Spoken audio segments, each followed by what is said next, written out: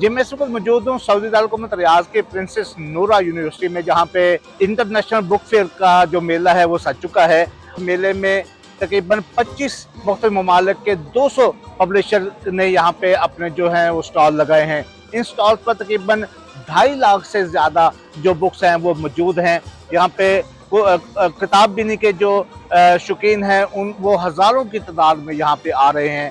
मुख्तलिफ ज़बानों की जो किताबें हैं उनका जायज़ा भी ले रहे हैं, ख़रीद भी रहे हैं और उनमें अपनी दिलचस्पी का इजहार भी कर रहे हैं।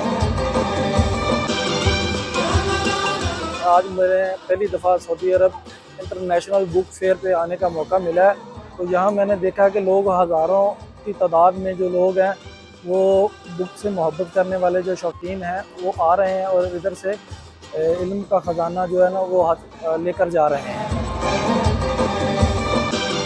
इसी के साथ साथ यहाँ पे सकाफ़त के हवाले से अगर बात की जाए तो सकाफ़ी इवेंट्स को बड़ी तादाद में यहाँ पे सजाया जा रहा है। जो सऊदी अरबिया के मुख्तलिफ इलाक़ाई रक़्स हैं उनको यहाँ पे पेश किया जा रहा है।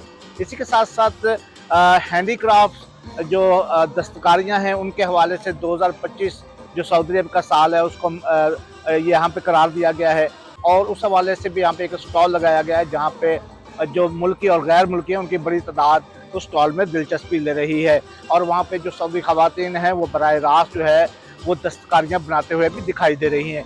इसके साथ साथ इस किताब मेले में जो सबसे अहम बात देखी गई है वो उज़्बेकिस्तान के एक ख़तात हैं हबीबुल्लाह साले, उनकी जानिब से हज़रत उस्मान गनी के दौर में जमा किया गया कुरान, लिखा गया कुरान, उसको जो है उन्होंने दोबारा से उसको अपने हाथ से लिखा है, खताती की है।